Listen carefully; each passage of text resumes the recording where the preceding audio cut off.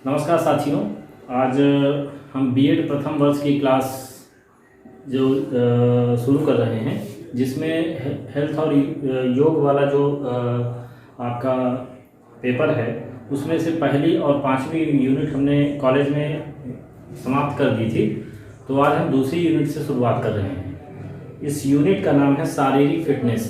तो अमूमन आज हम लोग चर्चा करेंगे कि शारीरिक फिटनेस है क्या और इसके कितने प्रकार हैं और शारीरिक फिटनेस को प्रभावित करने वाले कारक कौन कौन से हैं। तो इसके विषय में आज चर्चा होगी। तो चूँकि क्लास स्टार्ट करते हैं और शारीरिक फिटनेस के संदर्भ में हम लोग चर्चा करेंगे। इसमें कुछ पॉइंट मैंने लिख रखे हैं, जैसे शारीरिक फिटनेस के प्रकार तो 2 प्रकार होते हैं और इसको प्रभावित करने वाले कारक, तो ये टोटल 7 कारक हैं जो कहीं ना कहीं शारीरिक फिटनेस को प्रभावित करते हैं। तो इसको आप चाहेंगे तो अपने नोटबुक में नोट भी कर लीजिएगा। तो बात करते हैं शारीरिक फिटनेस है क्या। अमूमन आम बोलचाल की भाषा में लोग कहते हैं कि जो व्यक्ति शारीरिक रूप से मजबूत दिखाई दे, तो हम लोग कह देते हैं कि वह व्यक्ति शारीरिक रूप से फिट है। पर यह परिभाषा या ये बात उचित नहीं है, क्योंकि शारीरिक फिटनेस के लिए व्यक्ति को शारीरिक क्षमता के अलावा कहीं ना कहीं उसको मानसिक रूप से भी मजबूत होना होता है। अगर कोई व्यक्ति शारीरिक और मानसिक दोनों स्थितियों में मजबूत है तो कहेंगे कि वह जो है शारीरिक रूप से फिट है। और शारीरिक फिटनेस से तात्पर्य यह भी होता है कि कोई व्यक्ति किसी कार्य को कितनी आसानी से पूरा कर लेता है। तो अगर कोई व्यक्ति किसी कार्य को बहुत आसानी से पूरा कर रहा है, बिना रुके उस कार्य को पूरा कर रहा है, बिना थके उस कार्य को पूरा कर रहा है, तो कहा जाएगा कि वह व्यक्ति जो है शारीरिक रूप से फिट है। शारीरिक फिटनेस में कई सारे तत्व सम्मिलित होते हैं, जैसे व्यक्ति की मांसपेशियां। अगर किसी व्यक्ति की मांसपेशियां मजबूत हैं तो कहा जाएगा कि वह शारीरिक रूप से मजबूत है। उसकी मानसिक क्षमता, अगर वो मानसिक रूप से मजबूत है तो कहा जाएगा कि शारीरिक रूप से फिट है। इसके अलावा समन्वय, अगर वह किसी वातावरण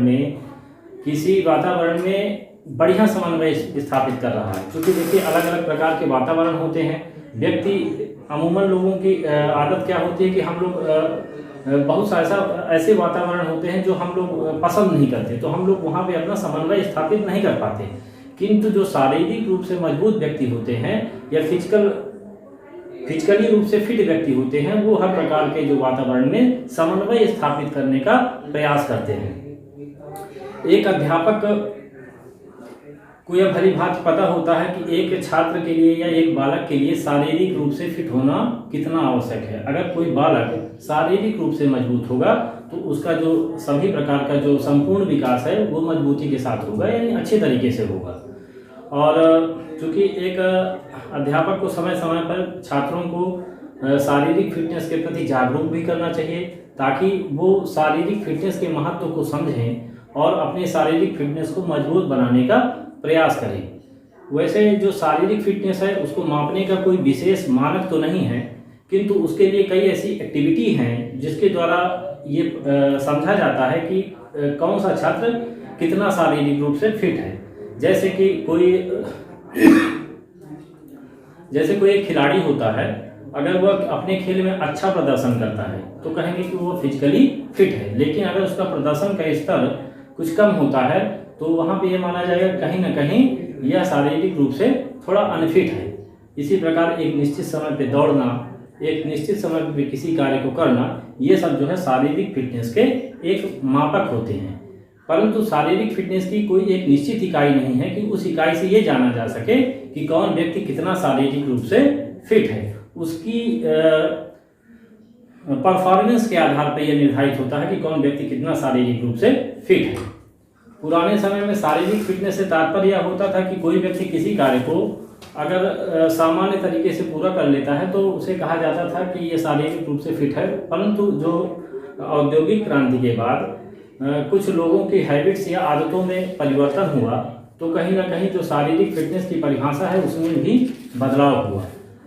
अब शारीरिक फिटनेस के में नींद नामक एक शब्द जुड़ा, यानी कोई व्यक्ति अगर शारीरिक रूप से फिट रहना चाहता है तो उसको शारीरिक और मानसिक और समन्वय स्थापित करने के साथ साथ अच्छी नींद का होना भी आवश्यक है। जैसा कि हम सब जानते हैं कि कोई व्यक्ति अगर फिजिकली फिट होना चाहता है तो उसे अच्छा उचित पोषण युक्त आहार लेना होता है, और समय समय से वह जो है एक्सरसाइज व्यायाम करे और तमाम प्रकार की ऐसी एक्टिविटी करे, आउटडोर एक्टिविटी करे, जिससे कि वह शारीरिक रूप से फिट हो सके।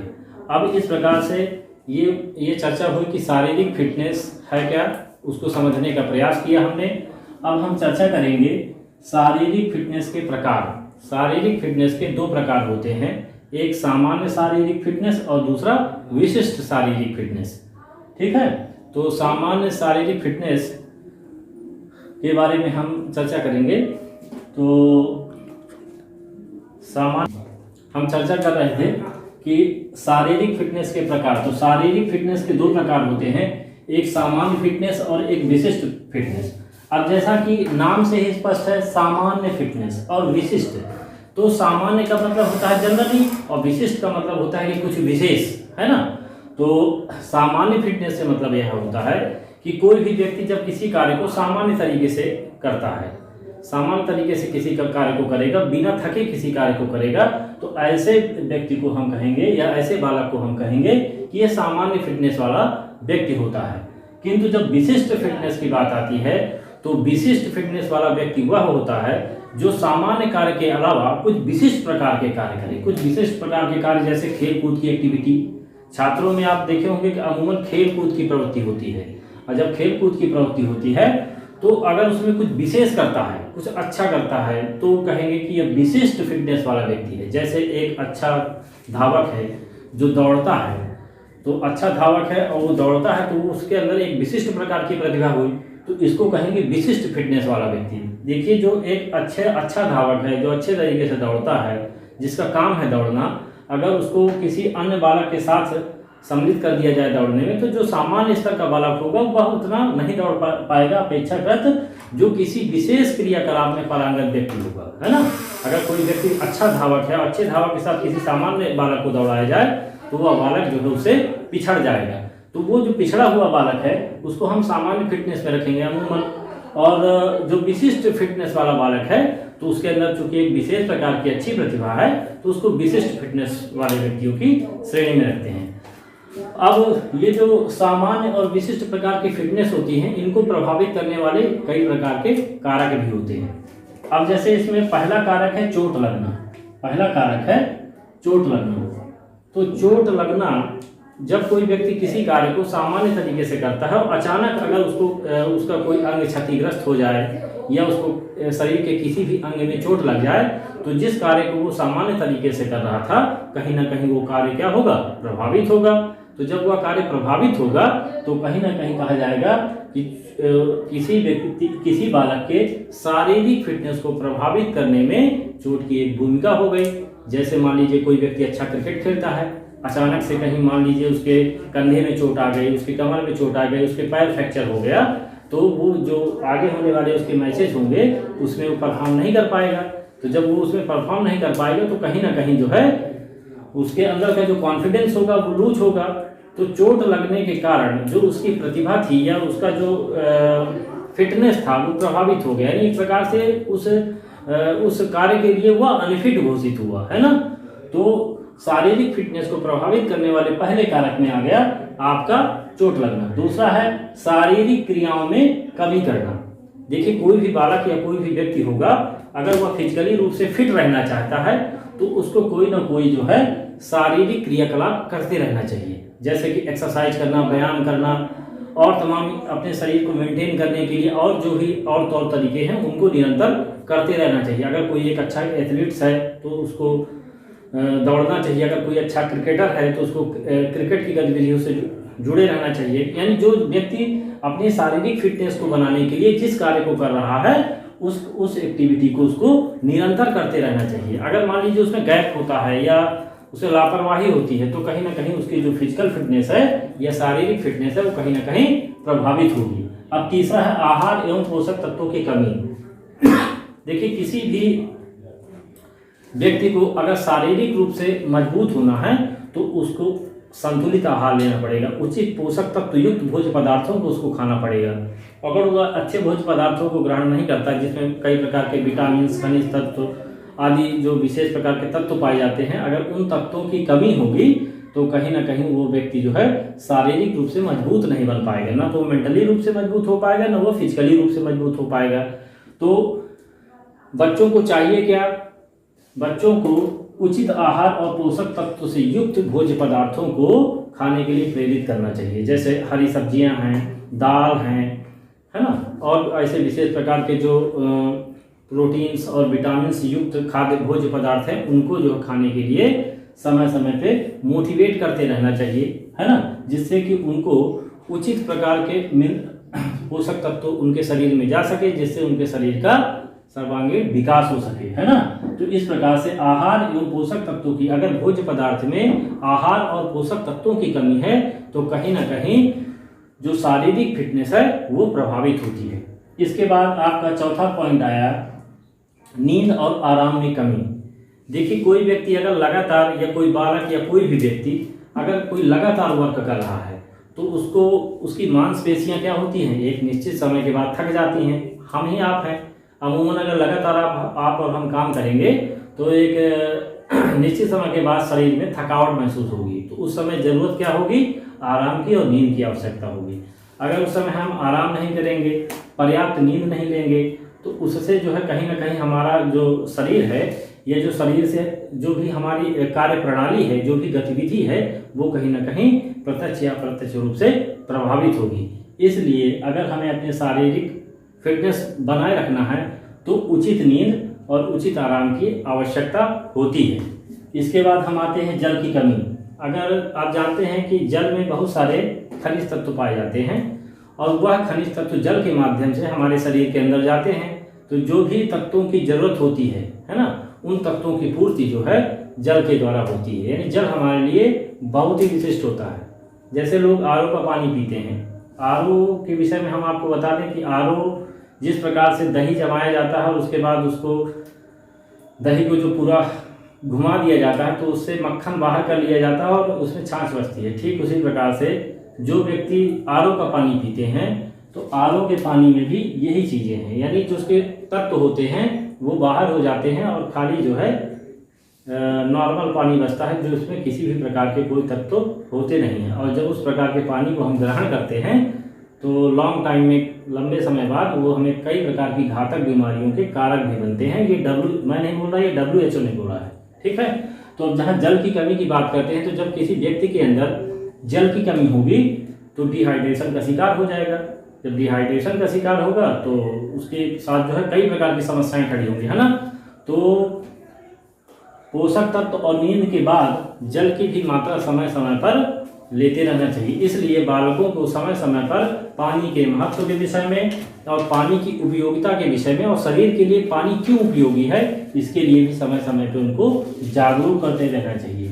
इसलिए शारीरिक फिटनेस को प्रभावित करने वाले कारकों में जल की कमी भी है। अगर जल की कमी होगी तो हम डिहाइड्रेशन के शिकार होंगे, और जब उसके शिकार होंगे तो कहीं ना कहीं हम गंभीर बीमारियों से ग्रसित भी होंगे। तो इन सब चीज़ों से बचने के लिए क्या करना है कि जल की जो है पर्याप्त मात्रा हमें ग्रहण करनी है, जिससे कि हमारा शारीरिक फिटनेस जो है हमारी प्रभावित न हो। तो यानी हम पढ़ रहे थे शारीरिक फिटनेस को प्रभावित करने वाले कारक, तो एक कारक जल की कमी भी है। इसके बाद छठवां कारक है आपका आयु, वातावरण एवं वंशानुक्रम का प्रभाव। जो हमारी शारीरिक फिटनेस है वो आयु के हिसाब से भी बनती रहती है। जैसे जब व्यक्ति की आयु थोड़ा ज़्यादा होती है तो अगर वह अपने शरीर का विशेष तौर से ध्यान नहीं देता तो कहीं ना कहीं उसकी जो फिजिकल फिटनेस है उसमें निरंतर कमी आती है। जैसे आपने बहुत सारे क्रिकेटर्स को देखा होगा कि एक निश्चित आयु के बाद उनकी फिटनेस जो है जवाब दे जाती है। यानी जिस स्तर का वो प्रदर्शन कर रहे थे तो उस स्तर का उनके प्रदर्शन में क्या होता है, गिरावट आती है। जब उनके प्रदर्शन में गिरावट आती है तो लोग कहते हैं कि भाई शारीरिक रूप से अब ये उतने फिट नहीं रहे अपेक्षाकृत पहले के, है ना। तो कहीं ना कहीं जो आयु का प्रभाव होता है शारीरिक फिटनेस में वो पड़ता है। उसके बाद वातावरण, देखिए शारीरिक फिटनेस का प्रभाव जो आपके आसपास का वातावरण है उसकी भी बहुत बड़ी भूमिका होती है। क्योंकि जैसे हम विद्यालय, कोई बालक है उसका आसपास का परिवेश क्या होगा, उसका घर और घर के आसपास का वातावरण। अगर वो विद्यालय जाता है तो विद्यालय का क्लासरूम और क्लासरूम के बाहर का जो भी एरिया है वह उसका वातावरण कहलाएगा। अब मान लीजिए कोई बालक ऐसे विद्यालय में पढ़ता है जहाँ पर प्लेग्राउंड नहीं है, खेल का मैदान नहीं है। और शारीरिक फिटनेस को बनाए रखने के लिए जो भी आवश्यक चीज़ें होनी चाहिए उस स्कूल के अंदर, अगर वो सारी चीज़ें नहीं हैं तो कहीं ना कहीं उसका जो फिजिकल फिटनेस है वो प्रभावित होता है। इसके अलावा जब वह बालक घर आता है तो घर में अगर घर के आसपास प्लेग्राउंड नहीं है, घर के आसपास का वातावरण वैसा नहीं है, तो फिर कहीं ना कहीं जो है वो उसका शारीरिक फिटनेस प्रभावित होता है। इसके बाद आता है वंशानुक्रम का प्रभाव। देखिए, वंशानुक्रम एक शब्द है। वंशानुक्रम मतलब समझिएगा, जीवों के अंदर कुछ ऐसे गुण होते हैं, कुछ ऐसे लक्षण होते हैं जो एक पीढ़ी से दूसरी पीढ़ी में ट्रांसफर होते हैं, तो इसको कह सकते हैं वंशानुक्रम। यानी एक मान लीजिए कोई किसी व्यक्ति को कोई बीमारी है और वह बीमारी वंशानुक्रम है, तो अगर उसके पिता को रही या उसके दादा को रही तो कहीं ना कहीं उस व्यक्ति को भी होने के चांस ज़्यादा होते हैं। यानी जीवों के गुण एक पीढ़ी से जब दूसरी पीढ़ी में ट्रांसफर होते हैं तो उसको हम वंशानुक्रम कहते हैं। अब वंशानुक्रम का भी प्रभाव बालक के शारीरिक फिटनेस में पड़ता है। अगर मान लीजिए कि कोई बालक उसमें ऐसे गुण आ गए हों या ऐसी बीमारी आ गई हो जो उसके पिता को रही हो या उसके पिता के पिता को रही हो, तो अगर उस प्रकार की बीमारी का ट्रांसफर उसके अंदर हो गया है तो कहीं ना कहीं कहेंगे कि शारीरिक फिटनेस को प्रभावित करता है। उसके अलावा आप देखते होंगे कि बहुत से बालक प्रतिभावान होते हैं, कुछ कम प्रतिभावान होते हैं और कुछ जो है बुद्धू टाइप के होते हैं। तो कहीं ना कहीं जो जहाँ प्रतिभा की बात आती है, तो जब प्रतिभा की बात आती है तो प्रतिभा भी एक पीढ़ी से दूसरी पीढ़ी में ट्रांसफ़र होती है। क्योंकि अगर मतलब इसके चांसेस कम है, पर ये भी एक प्रकार का वंशानुक्रम ही मान के चलिए, ठीक है ना। तो यानी आयु, वातावरण और वंशानुक्रम का जो प्रभाव होता है वह शारीरिक फिटनेस को प्रभावित करता है। इसके बाद अन्य तत्व। अब अन्य तत्व में आते हैं, जैसे किसी बालक के किसी परिवेश में रहता है और उसके आसपास का चूँकि एटमॉस्फेयर ऐसा है कि वह अचानक से नशा करने लगे, खराब संगत पकड़ने लगे, चोरी करने लगे या कुछ इस प्रकार की असामाजिक तत्वों के साथ उसका मिश्रण हो जाए। असामाजिक तत्वों के साथ मिश्रण से मतलब यह है कि ऐसे लोगों की उसकी संगत हो जाए कि जो कि गैर सामाजिक कार्य करते हों, तो कहीं ना कहीं उसका जो शारीरिक फिटनेस होगा वैसे व्यक्तियों के द्वारा प्रभावित होगा। वह अच्छे कार्यों को पॉजिटिव तरीके से नहीं कर पाएगा। उसके अंदर अगर उसके दिमाग में एक प्रकार की नकारात्मक सोच पैदा होगी और वह इस प्रकार की गतिविधियों को करेगा जिससे कि उसका जो है शारीरिक और मानसिक विकास प्रभावित होता है। तो इस प्रकार से आज हमने चर्चा की कि शारीरिक फिटनेस क्या है। शारीरिक फिटनेस के दो प्रकार बताए थे, एक सामान्य फिटनेस और दूसरा विशिष्ट फिटनेस। और इसकी परिभाषा हमने बताई, विशिष्ट फिटनेस की परिभाषा हमने बताई। अब शारीरिक फिटनेस को प्रभावित करने वाले कौन कौन से तत्व थे, तो उन तत्वों की चर्चा हुई कि चोट लगना, शारीरिक क्रियाओं में कमी करना, आहार एवं पोषक तत्वों की कमी, नींद और आराम में कमी, जल की कमी, आयु, वातावरण एवं वंशानुक्रम का प्रभाव और अन्य तत्व। तो इस प्रकार से कुल मिला के फिजिकल फिटनेस को प्रभावित करने वाले 7 तत्व हैं। इन 7 तत्वों के विषय में हमने चर्चा की है। आप इस वीडियो को ध्यान से देखिएगा क्योंकि ये आपके कोर्स से रिलेटेड है। क्योंकि आपके एग्जाम सितंबर या अक्टूबर में संभावित हैं, तो उसको ध्यान में रखते हुए आप ये ना सोचें कि कॉलेज में पढ़ाई नहीं चल रही है तो हम जो है घर में पढ़ाई ना करें, ठीक है ना। आप हमारी वीडियो के माध्यम से या आपके पास जो भी सामग्री है, पुस्तक है, उसके माध्यम से निरंतर अध्ययन जारी रखें और कतई इस भ्रम में ना रहें कि हम लोग प्रमोट हो जाएंगे। क्योंकि पिछले वर्ष का जो कोविड था वो अचानक से आया हुआ था। उस समय सरकार को या गवर्नमेंट को कोविड को किस प्रकार से नियंत्रित करना है या उसके विषय में कुछ पता नहीं था ना। अब सरकार को अनुभव हो चुका है, तो जब अनुभव हो चुका है तो चांसेस ज़्यादा हैं एग्जाम होने के। क्योंकि आपका सेशन ऑलरेडी लेट था, जनवरी में आपका सेशन शुरू हुआ है, तो जुलाई अगस्त में तो पूरा होने का कोई प्रश्न ही नहीं है। वो सितंबर, अक्टूबर, नवंबर, हो सकता है दिसंबर, अगर सही समय पे देखा जाए तो नवंबर और दिसंबर के पहले आपका सेशन पूरा नहीं होता, तो एग्ज़ाम जुलाई या अगस्त में संभावना भी नहीं है। तो सितंबर या अक्टूबर में जब भी एग्ज़ाम होगा ज़रूर। तो इसी प्रकार से आपके कोर्स को आगे बढ़ाने के लिए आगे भी इस टॉपिक के आगे का जो मैटर होगा उसको अगली वीडियो में हम बताएंगे। तब तक आप लोग घर पे रहिए, सुरक्षित रहिए और अपनी पढ़ाई करें। धन्यवाद।